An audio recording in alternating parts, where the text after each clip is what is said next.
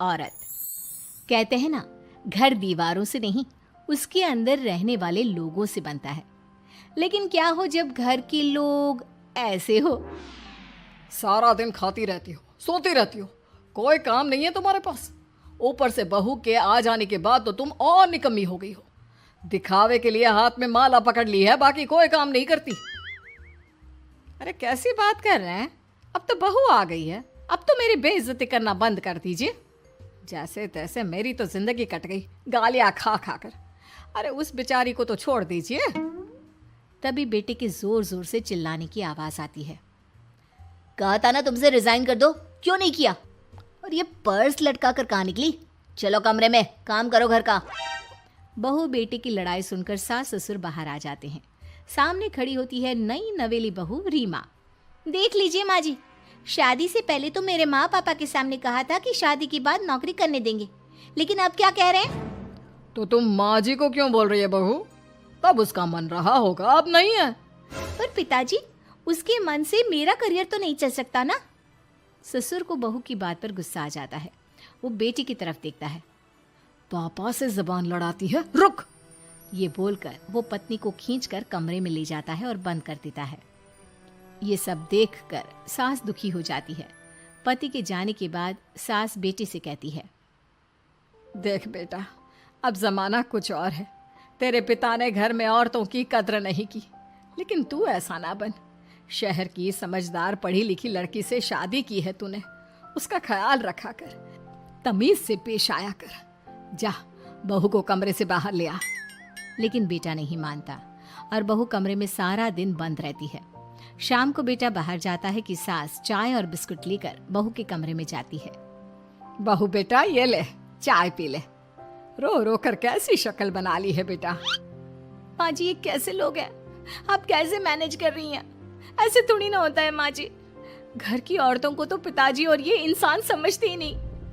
क्या करूं बेटा, मैंने तो जैसे तैसे सह लिया, लेकिन तू ना सहना। दोनों बात कर ही रहे थे कि ससुर आ जाते हैं। अच्छा, तो अब बहू को भड़का रही हो? बहुत दिन हो गए मार खाए, अब क्या बहू के सामने खाओगे? जाओ यहाँ से, और जरूरत नहीं है ज्यादा इस लड़की को सर पर चढ़ाने की, समझी? बहू को ससुर की बात पर गुस्सा आ जाता है, लेकिन वो कुछ नहीं कहती। आए दिन बहू देखती है कि कैसे उसकी सास और उसके साथ उसका ससुर और पति गंदा व्यवहार करते हैं। फिर एक दिन, ये क्या बनाया है? खाना बनाना नहीं आता क्या? ये बोलकर वो खाने की भरी सारी थाली फेंक देता है। अरे बेटा कोई बात नहीं, शांत हो जा, मैं अभी बाहर से कुछ मंगवा देता हूँ। हाँ पापा, ऑर्डर करिए। ऐसे खाने से तो पेट भरने से रहा। वैसे खाना तुमको बनाना आता नहीं और बाहर जाकर नौकरी करना चाहती हो। अरे तुम जैसे को तो पूछते भी नहीं है बाहर। बहू को पति की बात पर गुस्सा आता है, तभी सास बोल पड़ती है। तेरे से ज्यादा पढ़ी लिखी है, वो तो तूने इसे कहा था कि तू नौकरी करने देगा तो तुझसे शादी कर ली, वरना ना ही करवाते इसके माँ बाप तुझसे शादी इसकी। और कमाती भी ये तेरे जितना ही है बेटा। बहू हैरान रह जाती है कि जो सास खुद के लिए एक बार भी खड़ी नहीं हुई, वो उसके लिए बेटे को भी भला बुरा सुना रही है।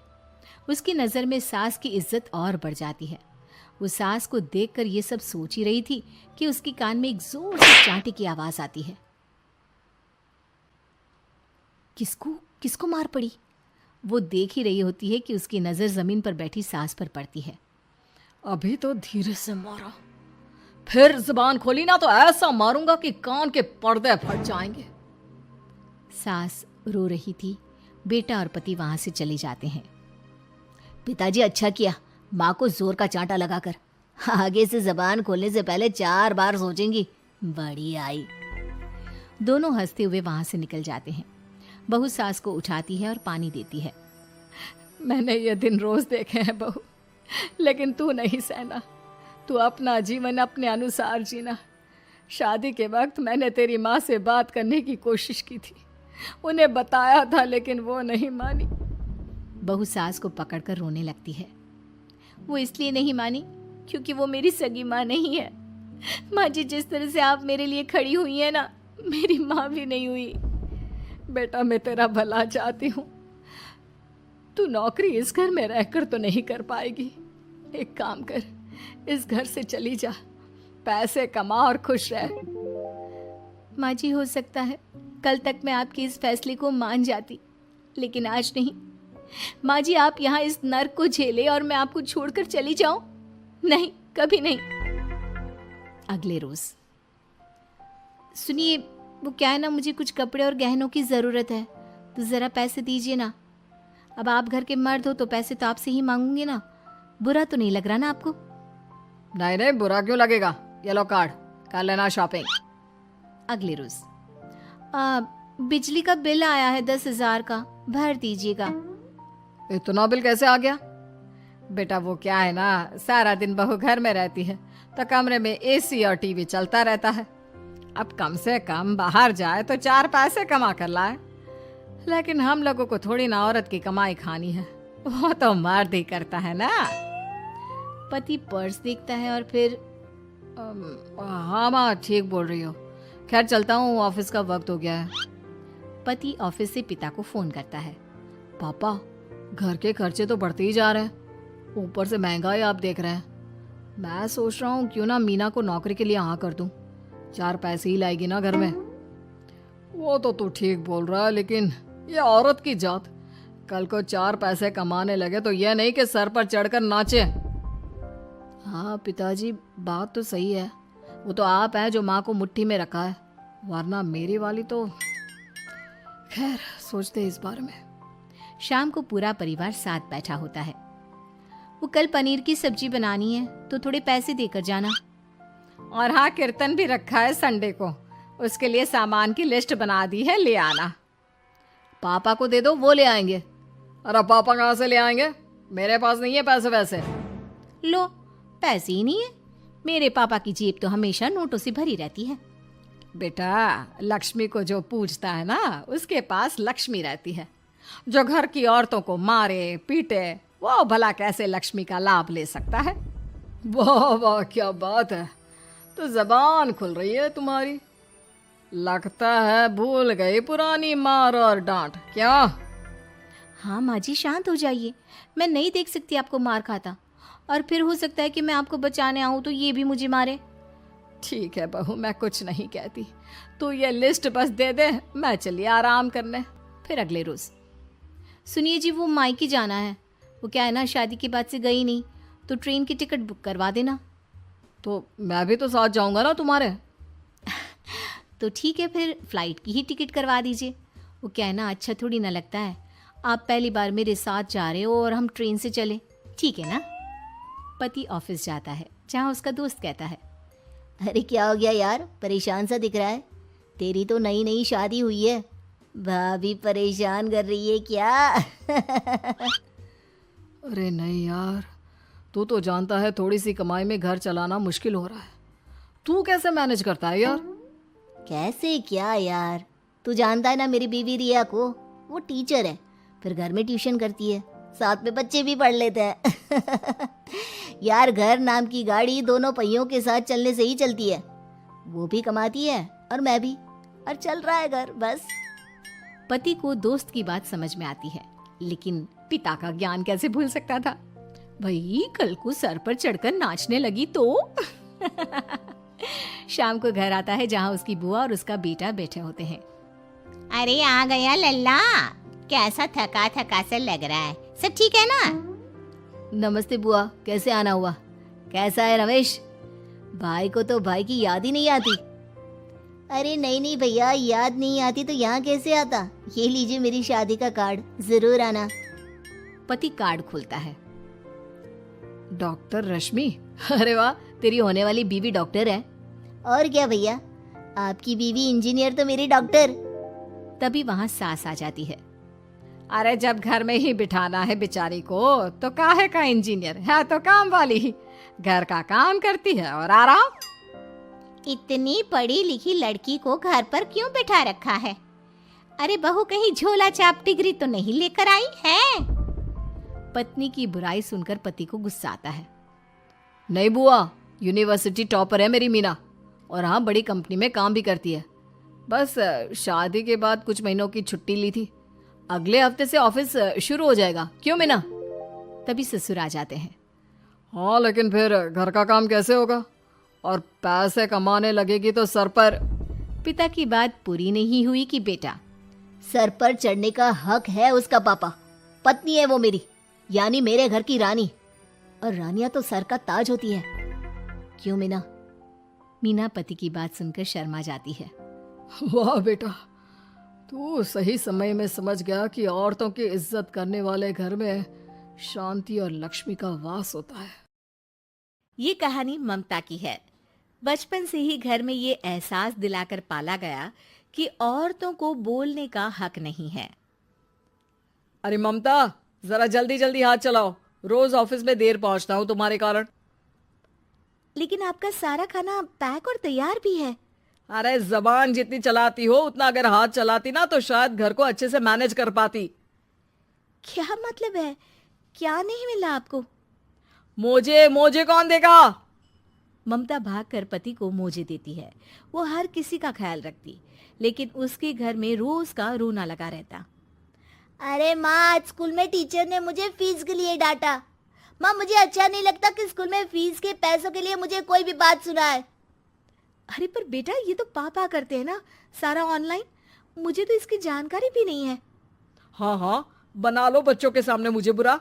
अरे करता तो मैं ही हूँ, माना, लेकिन मुझे कोई सपना थोड़ी ना आएगा कि बच्चों की फीस जमा करनी है। अरे बताओगी तो तुम ही ना। ममता की अब ये आदत में शुमार हो चुका था। वो हमेशा हर बात के लिए खुद को ही दोषी मानती। एक दिन वो पड़ोस की दोस्त से कहती है, समझ नहीं आता यार, मैं इतनी डम कैसे हो सकती हूँ। बात तो सही भी है ना। अब पति बेचारा नौकरी करे, पैसे कमाए, या फिर ये देखे कि बच्चों की फीस का वक्त है। क्या करूँ यार? पता नहीं, मेरे पति तो सारा काम खुद ही करते हैं। वो तो कहते हैं कि तुम थक जाती होगी, सारा दिन घर बाहर बच्चे। तो अच्छा, ऐसे भी पति होते हैं क्या? अरे क्या बात कर रही है? भाई साहब कभी तुझे किसी बात के लिए सुनाते नहीं? किसने कहा नहीं सुनाते? अरे ये पति चीज ही ऐसी होती है कि बिना पत्नी को सुनाए उन्हें चैन की नींद कहाँ आती है। तो तू भी परेशान रहती होगी कि कैसे, क्या, कब भूल गई।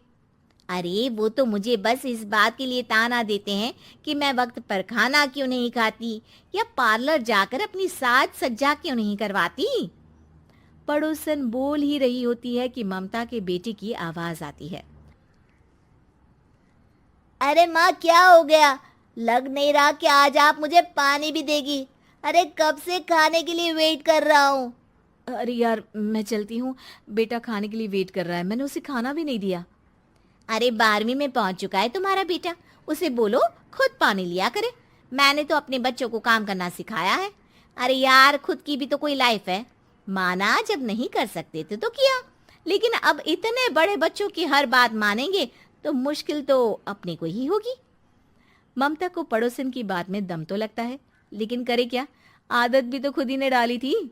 ममता घर जाती है कि तभी बेटी आ जाती है। माँ, परसों मुझे एक शादी में जाना है, तेरी वो जो लाल वाली साड़ी है ना, उसे दे देना।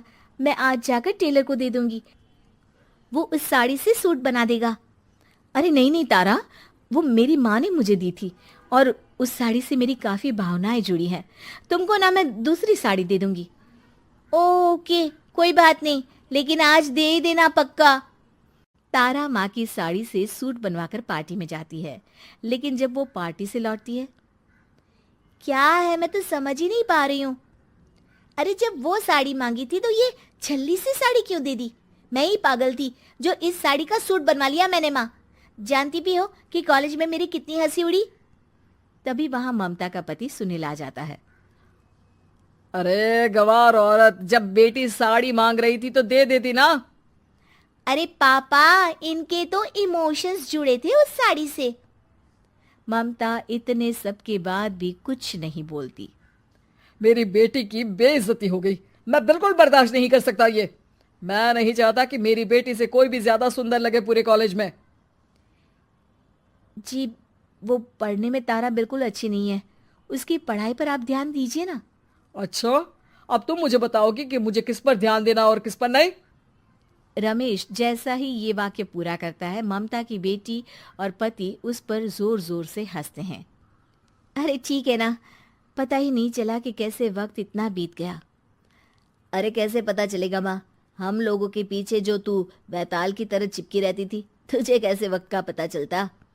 ममता को पहले सास ससुर, फिर पति और बच्चों की तरफ से इस तरीके की बातें सुनकर उसका मन बहुत दुखी रहता था। एक दिन, सुनो ना, बहुत दिनों से कमर के नीचे बहुत दर्द रहता है। कल मैंने देखा तो एक फोड़ा था। अरे ममता, एक बार अपने पति से बात करो, वो तुम्हारा फोड़ा डॉक्टर को दिखा देंगे। अरे नहीं नहीं, वो तो गुस्सा हो जाएंगे। अरे क्यों गुस्सा हो जाएंगे, तुमको दर्द है। हाँ, लेकिन वो यही बोलेंगे कि ऑफिस जाऊं या फिर तुम्हें लेकर डॉक्टर के पास। तो बेटे से ही बात कर ले।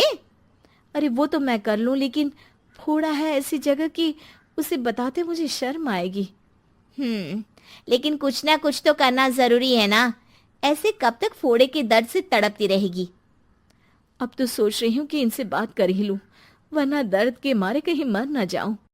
लेकिन शाम को, ममता, क्या किया तुमने आज? खाने के डिब्बे में कैसा खाना दिया था? दाल खराब हो गई थी। कब की थी?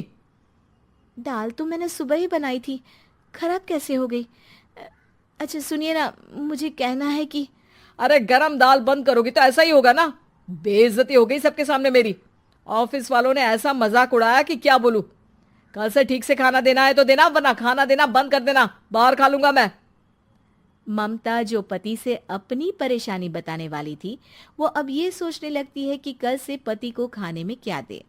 अगले दिन ममता थकी थकी सी हालत में, आप लोगों के लिए नाश्ता बना दिया है, खाना बनाने की हिम्मत नहीं है आज तो। रात भर सोकर थक गई है ना, इसीलिए तो खाना नहीं बना सकती। हिम्मत नहीं हो रही है, मैं बस सोने जा रही हूँ। बस मैडम को सोने का बोल दो, फिर देखो कैसे सोती रहती है। माँ, फिर वही पराठा सब्जी। अरे हमारे साथ के दोस्त एक से बढ़कर एक नाश्ता खाना लेकर आते हैं, आप तो बस। सभी घर से निकल जाते हैं, लेकिन जब शाम को बेटा घर आता है तो घर में अंधेरा रहता है। बेटा लाइट चलाता है। क्या माँ, तुम्हारा भी जवाब नहीं है बिजली का बिल बचाने के लिए? वो बोल ही रहा होता है कि सामने माँ जमीन पर लेटी मिलती है। वो उसके पास जाता है। अरे माँ, क्या हो गया माँ? तभी वहां पड़ोसन आती है।